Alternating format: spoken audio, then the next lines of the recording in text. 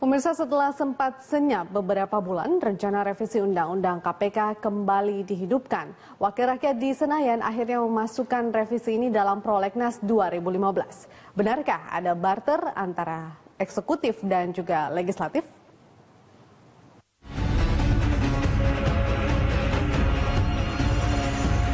Ampun antara presiden dan wakil presiden, ya urusan mereka. Revisi KPK dari DPR.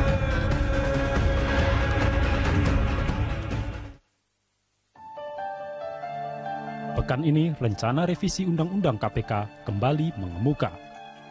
Revisi Undang-Undang Nomor 30 Tahun 2002 itu masuk dalam Program Legislasi Nasional Prioritas 2015. Sebelumnya, revisi Undang-Undang KPK ini menjadi usulan pemerintah. Namun pemerintah meminta DPR mengambil alih sebagai pengusul revisi Undang-Undang KPK. Sebagai pengusul, DPR akan menyiapkan draft revisi Undang-Undang KPK yang baru, sementara naskah revisi lama yang sempat beredar sudah dikembalikan balik ke pengusul. Wakil Ketua DPR Fahri Hamzah mengakui kembali bergulirnya revisi ini memang berawal dari sodoran pemerintah. Walaupun akhirnya disepakati pembahasan atas inisiatif DPR. Namun, menurut politikus dari Partai Keadilan Sejahtera itu, semua pihak, termasuk pimpinan KPK, sebenarnya setuju Undang-Undang KPK perlu direvisi karena banyak kekurangan. Jadi ini adalah sodoran pemerintah. Jadi jangan dianggap tawar-menawar lagi, ini adalah sodoran dari pemerintah. Sebab semua waktu itu juga, waktu ada masalah semua mikir, wah, termasuk pimpinan KPK mengatakan, wah ini undang-undang harus dirubah. Menteri Koordinator Bidang Politik Hukum dan Keamanan Luhut Binsar Panjaitan mengatakan pemerintah akan mengawal pembahasan revisi Undang-Undang KPK di DPR. Menurut Luhut, nantinya pembahasan hanya dititik beratkan pada 4 poin sebagaimana diusulkan oleh KPK. 4 poin itu tentang KPK yang nantinya harus punya Dewan Pengawas sebagaimana lembaga penegak hukum lain. Kedua, soal surat perintah penghentian penyidikan atau SP3 yang selama ini tidak dimiliki KPK. Poin ketiga, terkait penyidik independen. Dan keempat, soal penyadapan yang diatur oleh mekanisme di dalam KPK. Kembali mencuatnya rencana revisi tak pelak mengejutkan masyarakat. KPK jadi salah satu pihak yang kaget dengan kesepakatan antara DPR dengan pemerintah yang memasukkan revisi Undang-Undang KPK dalam Prolegnas 2015. Kesepakatan revisi ini mengundang dugaan ada proses barter antara pemerintah dan DPR. Kabar tak sedap yang berkembang di kalangan wartawan, kesepakatan soal revisi Undang-Undang KPK terwujud demi memuluskan pembahasan rancangan Undang-Undang Pengampunan Pajak atau Tax Amnesty.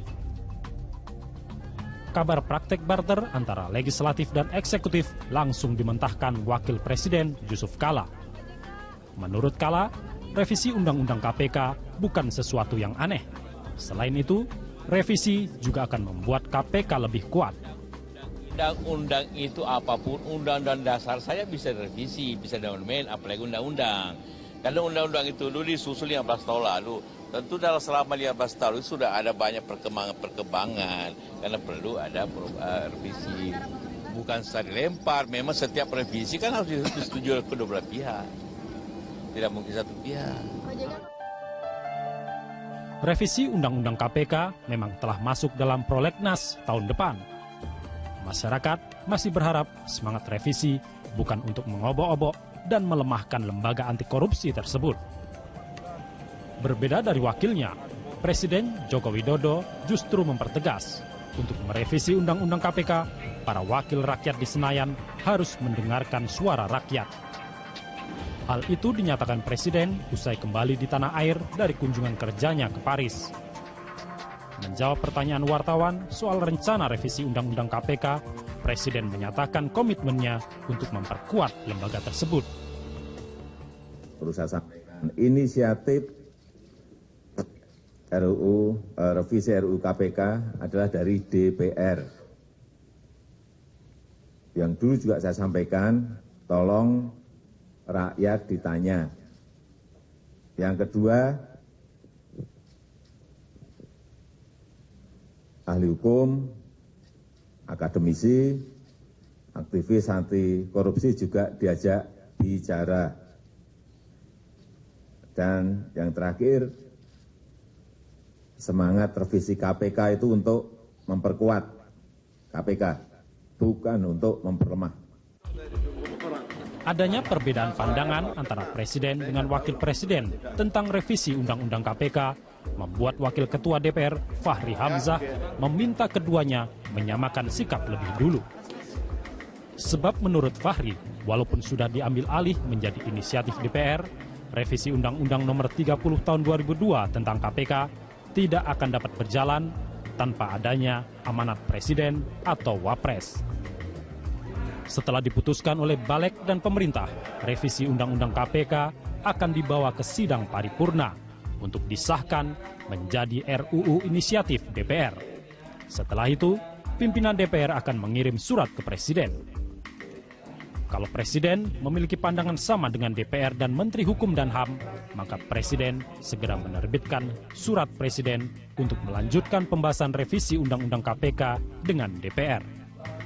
Maka kami memutuskan bahwa karena sikap Presiden seperti itu, maka DPR hanya akan membahas RUU KPK kalau Presiden setuju untuk membahasnya. Gitu. Ini kan ada perbedaan tone ini kan antara Presiden dan Wakil Presiden, ya urusan mereka lah. Mereka biasa bertengkar kok di depan umum.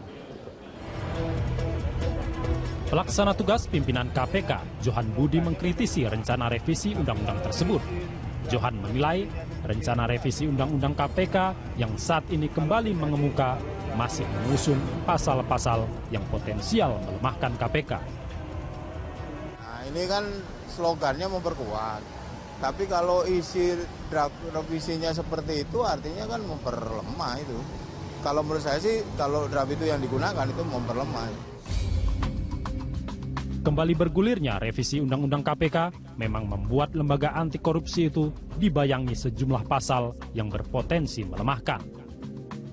Beberapa pasal yang patut dicermati antara lain soal KPK hanya berusia 12 tahun.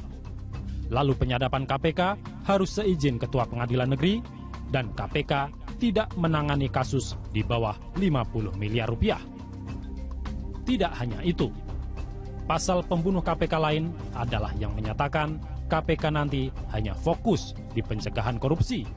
Lalu KPK tanpa kewenangan penuntutan dan KPK bisa menerbitkan SP3 yang selama ini tidak mereka kenal. KPK saat ini memang jadi benteng terakhir pemberantasan korupsi di Indonesia. Tidak heran, di tengah gencarnya upaya pelemahan KPK dan belum terpilihnya pimpinan KPK yang baru, sekelompok masyarakat menyatakan dukungannya pada perjuangan KPK di Indonesia.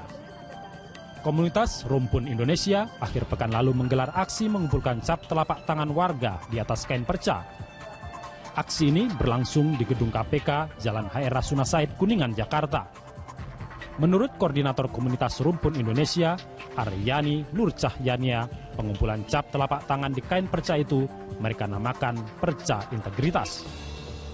Kain perca yang telah dibubuhi cap tangan ini akan dijahit dengan kain perca lainnya dan akan dipamerkan di alun-alun Kota Bandung saat Festival Anti Korupsi tanggal 10 hingga 11 Desember mendatang.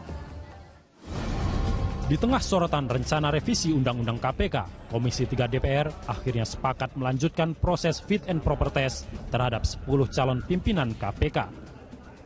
Uji kelayakan dan kepatutan ini akan memilih 5 calon pimpinan KPK sebagai pengganti pimpinan saat ini. Menurut Wakil Ketua Komisi 3 DPR, Beni Kaharman, Komisi 3 DPR memutuskan fit and proper test akan dilaksanakan pada tanggal 14 hingga 16 Desember mendatang. Dengan demikian, pada tanggal 16 Desember malam, KPK akan memiliki 5 pemimpin definitif.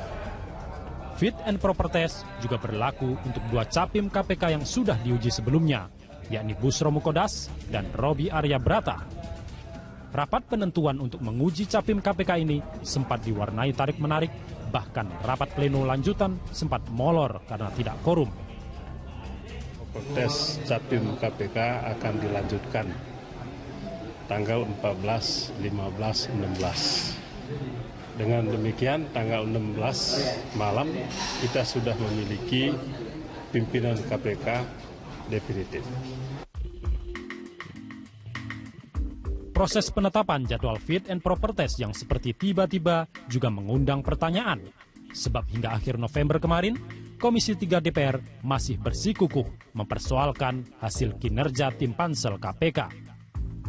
Ada sejumlah catatan Komisi 3 DPR, antara lain, proses seleksi Capim KPK belum memenuhi ketentuan Undang-Undang Nomor 30 Tahun 2002. Ada Capim yang dinilai tidak layak, tidak adanya perwakilan unsur jaksa, serta DPR menyoal lamanya proses pendaftaran yang melebihi 14 hari. Tidak hanya itu, Komisi 3 juga menilai dokumen yang diserahkan pansel terkait proses seleksi dan profil Capim KPK jauh dari standar. Sebelumnya, tim pansel telah menetapkan 8 nama Capim yang telah lolos seleksi dan berhak mengikuti uji kepatutan dan kelayakan di DPR. Selain 8 nama Capim KPK itu, ada pula 2 nama Capim KPK yang lebih dulu lolos seleksi, yakni Busro Mukodas dan Robi Arya Brata. Ke-10 Capim KPK ini akan menjalani uji kepatutan dan kelayakan di DPR.